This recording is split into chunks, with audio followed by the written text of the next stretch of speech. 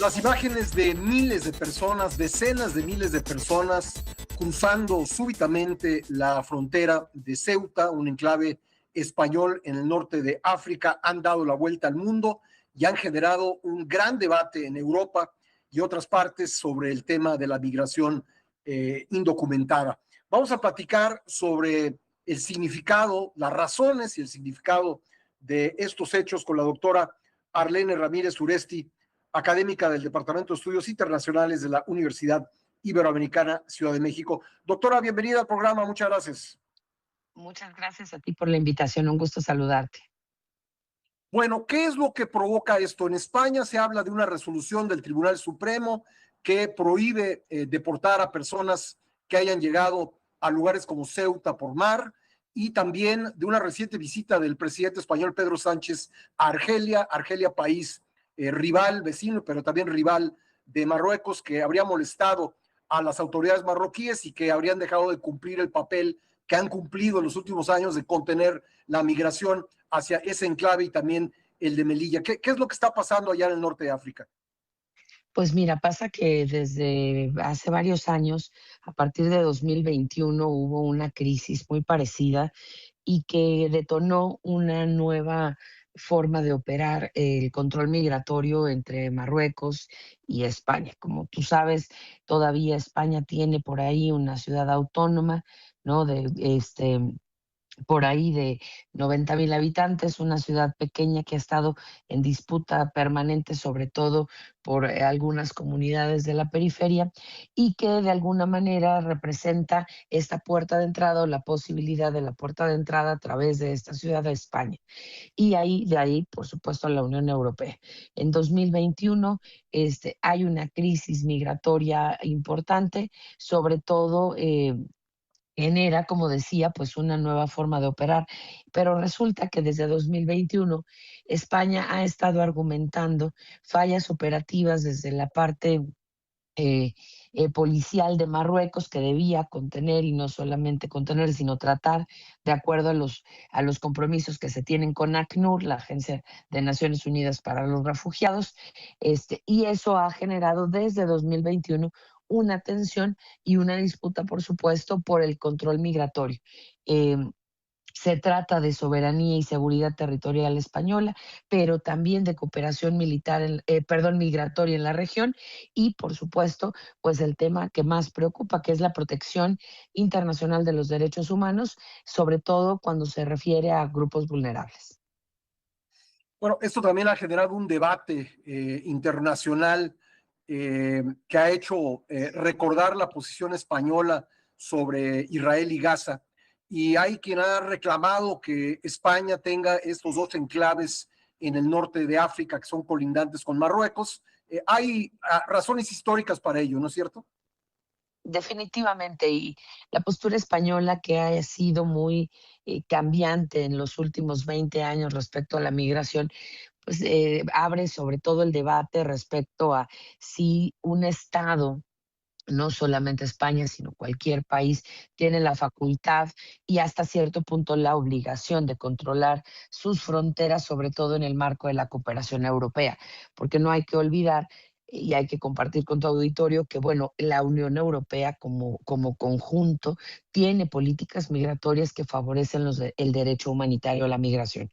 Esto, por supuesto, que le da la facultad a cualquier país de controlar la frontera exterior, pero ante situaciones de amenaza humanitaria, no de crisis humanitaria, como la que pudiera enfrentarse en este momento a partir de esto que estamos viendo.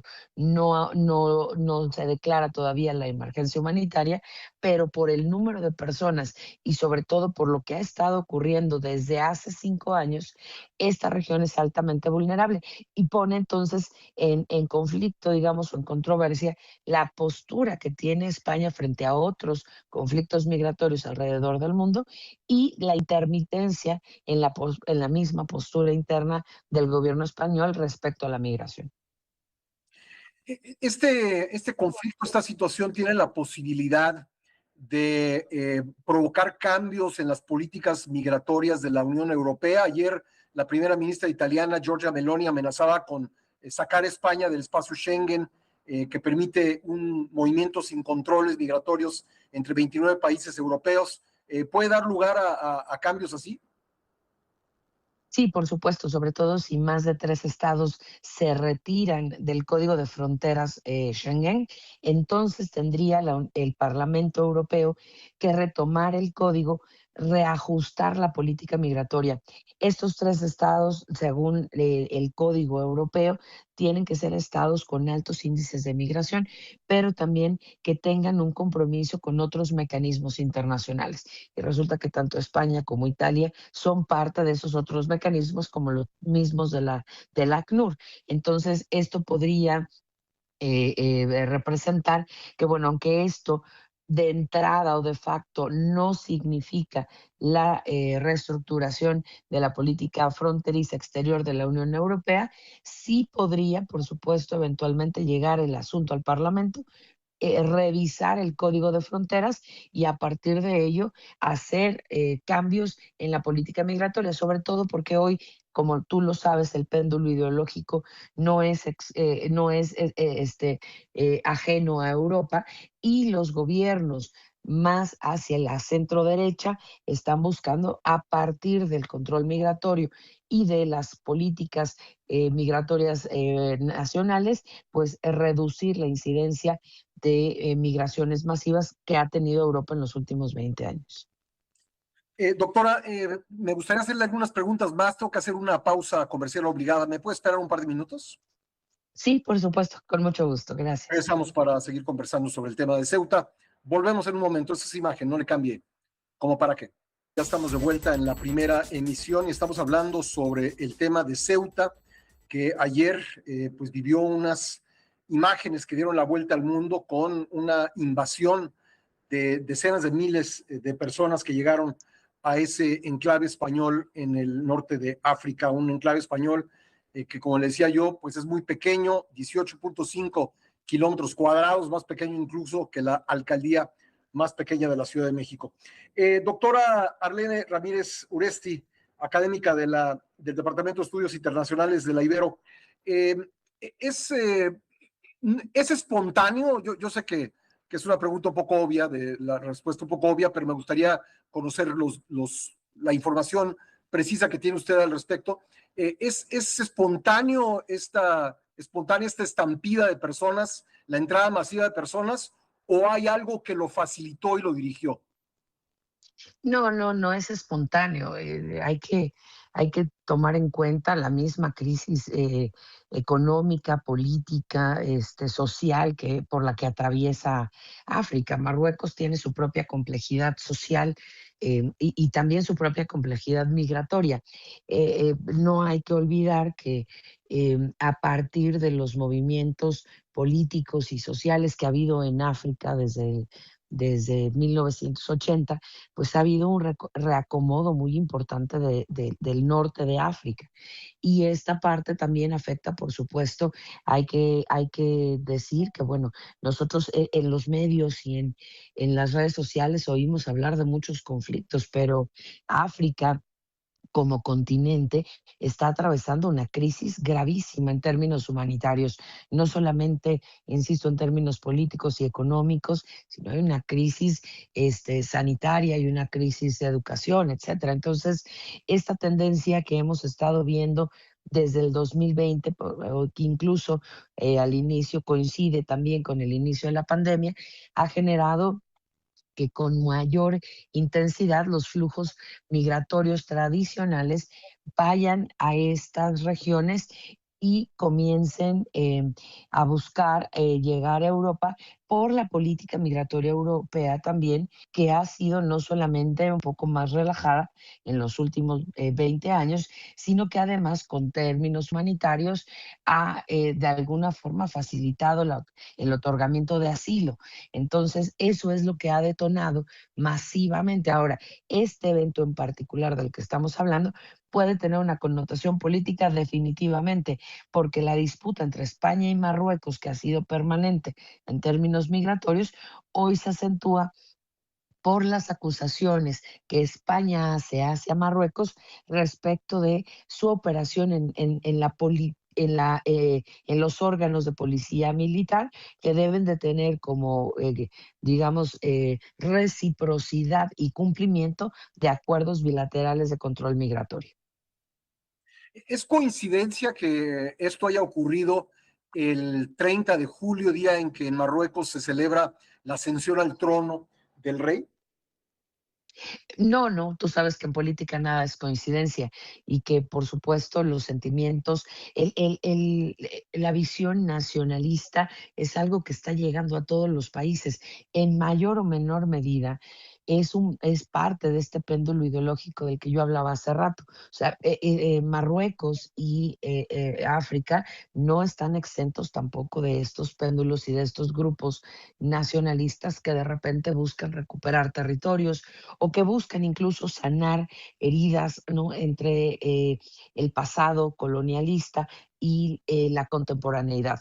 Y hoy lo que vemos justamente en esta región, que quizá tendría que ser el punto más importante del análisis, es no estar muy pendientes de que el discurso no se vaya hacia la idea de una invasión para que España al interior en su escenario político, que también es muy complejo en este momento, no tenga Sí. las herramientas para entonces escalar a un conflicto bilateral que hoy en este momento no está en la mesa.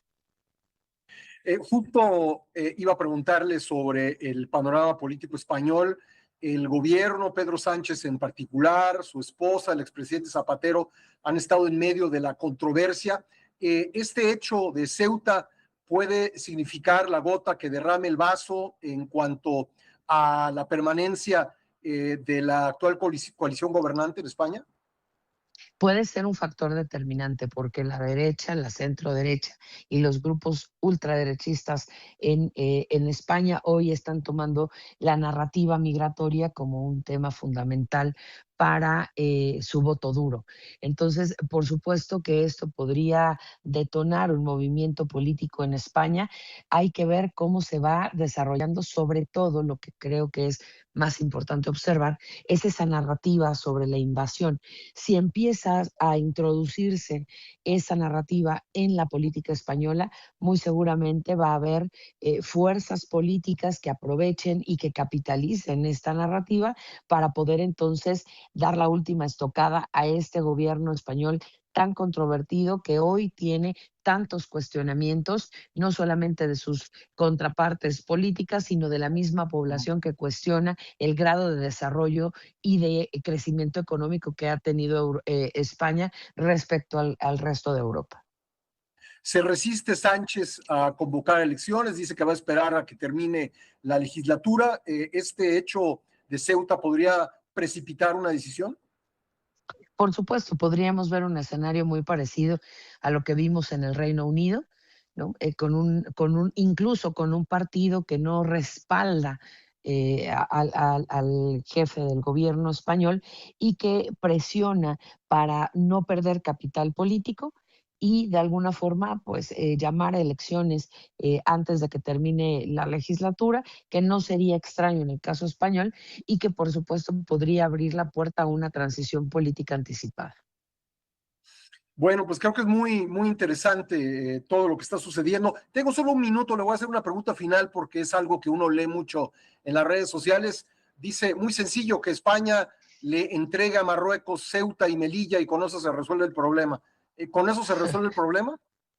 No necesariamente, porque al final del día no es un tema geográfico, no es un tema de movilidad y es un tema de regulación. Marruecos tiene también diferentes grupos que pueden no solamente seguir con la inestabilidad social y de movilidad, sino que además ahora el problema sería cómo contener desde el mismo Marruecos hacia España y hacia Europa, y ese ha sido un problema interminable. Pues doctora, le agradezco mucho que nos haya acompañado esta mañana en el programa. Al contrario, muchas gracias a ti por la invitación, un gusto platicar contigo. Gracias, la doctora Arlene Ramírez Uresti, académica del Departamento de Estudios Internacionales de la Universidad Iberoamericana, Ciudad de México. Con eso nos